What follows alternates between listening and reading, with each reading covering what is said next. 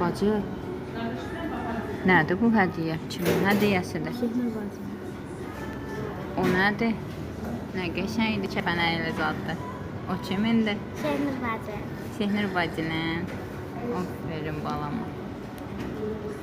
Şehnur bacımı mən təbrik edirəm. Böyük qız olsun. 100 yaşasın. Allah. Məndən bir yaş böyük oldu. Eyni yaşdaydı. Aferin. Məndən bir yaş böyük oldu. Aferin. Aferin qızıma. Təbrik edirəm. Qız alasa. Ay, ay. İstədiklərini eləyə bilər, gerçəkləşdirsin. İstədiyi Aferin. işlər, istədiyi maşın, istədiyi ev. Uğur, nailiyyət qazansın. Təbrik edirik Şehnur bacı səni. Ailəmlə birlikdə 100 yaşa. 100 yaşayarsan.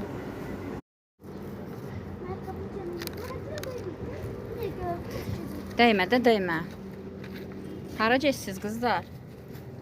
Əmimcilər. Əmicilər. Kimin ad günüdür? Sehnur bacımızın.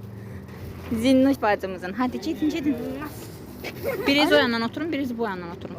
Şarlar var. Şar var deyəndə ortalama alsınlar da. Bu qabağı arxaya qoyursan. Anlama. Bacı gəl. Gəl. Gəlsin.